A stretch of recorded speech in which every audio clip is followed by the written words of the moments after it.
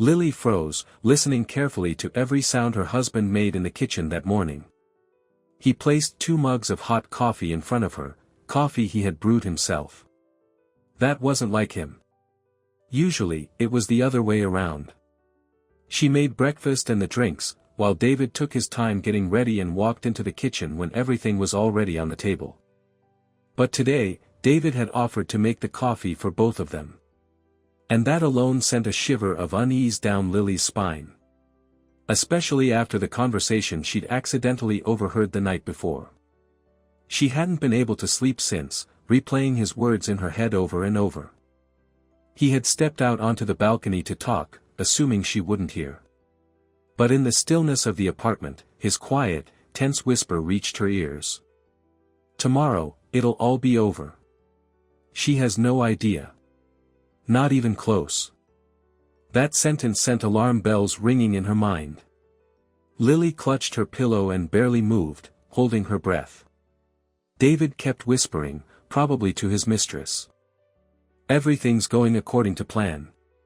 Just a couple things left to finish in the morning. It'll be painless for her. His cold, scheming tone sent a chill down her back. Something awful was happening, she realized. David was planning to cut her out completely. Maybe he was filing for divorce behind her back or had already transferred everything to someone else so she'd get nothing. Her heart beat faster. Or maybe, was it something worse? He had said, it'll all be over tomorrow. Why that wording? Her thoughts spiraled in fear. The rest of the evening, Lily tried to act normal, hiding how shaken she was. David acted like everything was fine, maybe a bit stiff, but nothing out of the ordinary. He kissed her goodnight like always. But to Lily, it felt like a goodbye kiss. Once he fell asleep, she quietly slipped out of bed and went to the living room, trying to make sense of what she had heard. Details from the past few months came rushing back. David had been staying late at work a lot, even though he used to always come home on time. He locked his phone, kept messages hidden. Just recently, he'd insisted she sign some house documents, saying they were for a loan. She'd trusted him, didn't question it. Now a chill crept into her chest. What if she'd unknowingly signed everything away? What if the house wasn't even hers anymore? By 3 a.m., Lily was shivering, whether from cold or fear, she couldn't tell. She tried to calm herself. Maybe he was just planning to leave her. That would hurt, but she could survive it. But then, why did he say, painless? If he was going to break things off and leave her with nothing, that didn't exactly sound painless. No, it felt like something darker. What if he and his mistress were plotting to get rid of her for good, to take everything without resistance? Maybe she was overthinking. Maybe it was all in her head. But the thoughts terrified her. She remembered how they'd moved into this small but cozy house 12 years ago, how they worked together to pay the mortgage.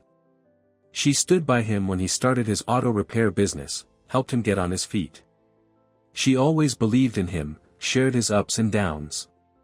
And now it seemed like none of that meant anything to him.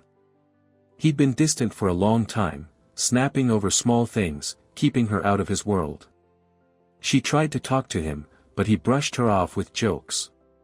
And now, it felt like he was about to erase her from his life like some useless object. By morning, without a minute of sleep, Lily made up her mind. She wouldn't let herself be a victim. If David was planning something, she needed to figure it out, and protect herself. When David woke up, she was already in the kitchen, hiding her fear behind a smile. Her heart was pounding, but she kept her face calm. "Morning," he said with a neutral tone, though his voice cracked just a bit. "You're up early." "Yeah, woke up and couldn't fall back asleep," Lily said with a shrug, lowering her gaze so he wouldn't see her tired, red eyes. "Breakfast's almost ready." She noticed him watching her closely, trying to figure out if she suspected anything. Lily did her best to act natural, though inside, she was hanging by a thread. Then David, a little too cheerfully, said, "Let me make the coffee today." "Go on, have a seat." That made Lily tense up. He never made the coffee. But she just nodded and sat down, keeping him in her peripheral vision. David turned his back to her and started filling the seize with ground coffee. It all looked normal, but Lily kept her eyes locked on his hands. He poured the finished coffee into their mugs. Then he hesitated. For a moment, his hand hovered just above one of the cups. Lily caught a tiny movement, like he dropped something in. Her heart sank. A minute later, David turned around, smiling like everything was fine. He carried 2 steaming mugs toward the table. The smile didn't reach his eyes.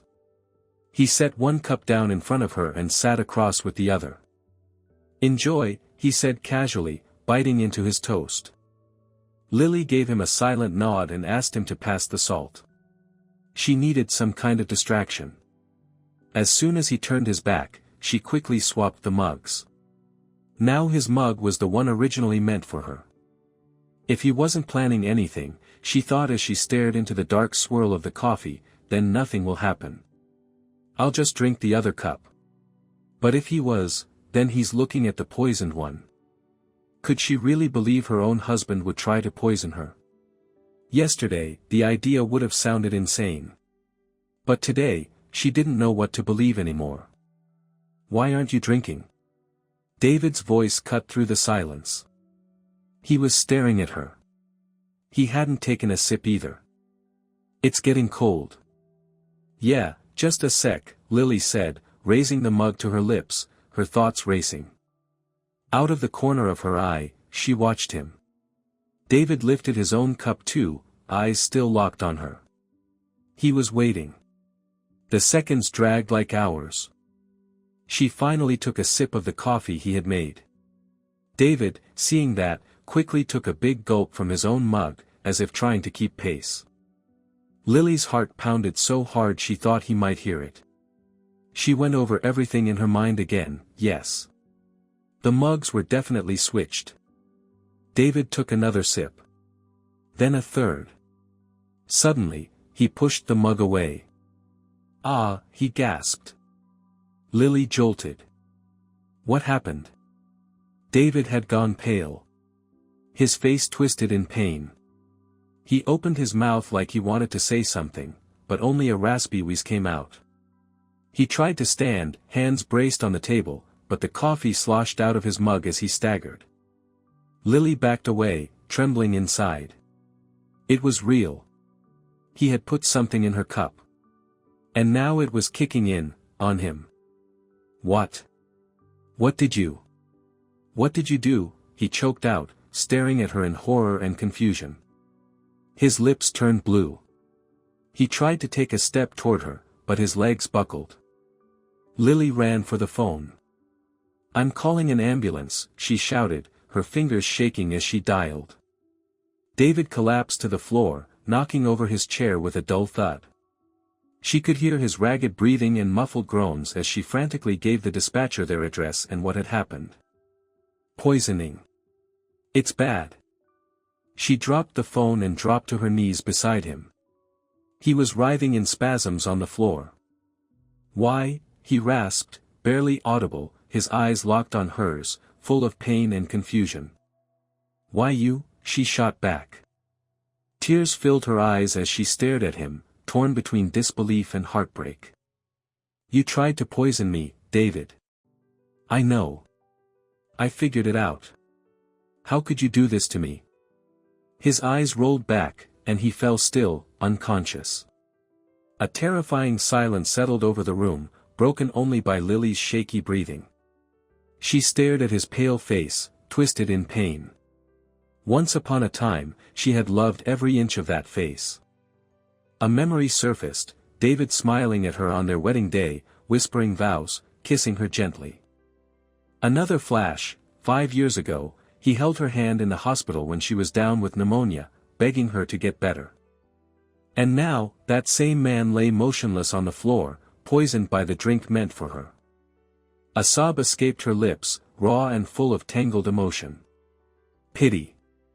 Rage. Bitterness. The man she trusted with her life had just tried to end it, and had paid the price himself. She didn't know whether to cry harder or feel relieved. After what felt like forever, the paramedics burst into the house. Two of them lifted David's limp body onto a stretcher. The doctor checked his pulse and blood pressure, then turned to Lily. "You're coming with us. This is serious." At the hospital, time slowed to a crawl. They rushed David into intensive care, and the doors shut in Lily's face. She sank onto a cold bench in the hallway, finally letting the tears fall. Cold sweat clung to her skin. Her hands trembled. Over and over, her mind replayed the horrifying scene in the kitchen. How had it come to this? Just yesterday, she had a loving husband. And now, a traitor. A would-be killer. Lily buried her face in her hands, trying to hold back the sobs. More memories came flooding in. Christmas together, laughing, clinking champagne glasses. He'd looked at her and said, "Everything's going to be all right, you'll see." And she believed him. But look how it turned out. Why is this happening to me, she thought, struggling to pull herself together. Her whole world had collapsed in a single moment. She felt angry, scared, shattered. But somewhere deep inside, there was also a flicker of relief. She had protected herself. She hadn't let him destroy her. She had outsmarted a murderer, even if that murderer was her own husband. Less than an hour later, a woman in her 30s came rushing into the ER. Bright lipstick, wide panicked eyes. She hurried straight toward Lily. "Are you Lily?" She looked up through tear-filled eyes and instantly recognized the woman from a photo she'd once seen on David's phone. Back then, he said she was just a coworker. But now, everything started to make sense. She was his mistress. Yes. And you must be Grace. The woman went pale. Is he alive? What happened? Lily let out a bitter half-laugh. David drank the coffee he meant to poison me with. I don't know what you two were planning, but it didn't work. Grace gasped, her lips trembling. No. No, that can't be. He told me he was just going to divorce you. Looks like he changed his mind, Lily said quietly. Grace sank down beside her, staring blankly at the wall. It was clear she hadn't known things would go this far. I didn't know, she whispered, her voice cracking. He said you'd sign the divorce peacefully. That you had mental issues. That if you started making trouble, he'd have to admit you into a clinic. He made you sound like you were unstable. Said all the assets would go to him and that he'd take care of you once you were locked away. But I never imagined he'd do something like this. This is terrifying. Lily stayed silent, gripping the armrests of her chair. Her own husband had planned to poison her and frame her as mentally unwell to steal everything. A wave of horror and fury surged through her. Grace let out a sob. I'm so sorry. If I had known. I swear, I never would have gone along with any of it. This is monstrous. Just then, two police officers approached them in the hallway. The doctors had already reported the incident, and now the investigation had begun. Both Lily and Grace were asked to tell everything from the beginning. At the police station, Lily gave her statement late into the night. Again and again, she had to recount her husband's betrayal, how she'd switched the mugs, how he started losing consciousness, how she'd called for an ambulance. Retelling it brought tears to her eyes every time. At first, the situation looked suspicious to the investigators, the husband poisoned, the wife unharmed. But Grace's testimony and the physical evidence put the pieces together. The forensic team confirmed that the mug David drank from contained a strong toxic substance. His fingerprints were found on the packet of pills at home. They also uncovered documents showing he had recently transferred ownership of the house and business to a fake name, clearly trying to strip Lily of everything. The facts painted a clear picture: attempted murder and fraud. David regained consciousness a day later, and was immediately taken into custody. His elaborate scheme had collapsed. Months later, a court sentenced him to a long prison term for attempted murder and fraud. Lily didn't attend the sentencing. She'd been through enough. By then, she had finalized the divorce and, through the court, reversed the fraudulent transfer of the house. As strange as it was, Grace, the very woman who had come between them, ended up becoming an unexpected but crucial ally in helping Lily restore justice. As for Grace, her testimony helped expose the crime. After the trial, she tried to apologize, but Lily didn't want to continue any kind of relationship. She simply thanked her for telling the truth, and chose to move on. The wounds were too deep. It was best they never saw each other again. The first few months after the trial felt strange. It was like everything around her had frozen, and life just moved on autopilot. She'd wake up, sip her coffee by the window, go to work, chat with her neighbor, all of it like in a dream. Even the house didn't feel like home anymore. There were too many traces of the past. David's clothes still hung in the closet. His tools cluttered the garage. That's when Lily made a decision. She pulled out everything that reminded her of him and carried it all to the trash. At first, her hands trembled. But with every step, it got easier. She felt lighter.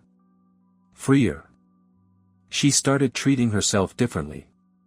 She used to always put her own needs last. Not now. Not yet. Maybe later.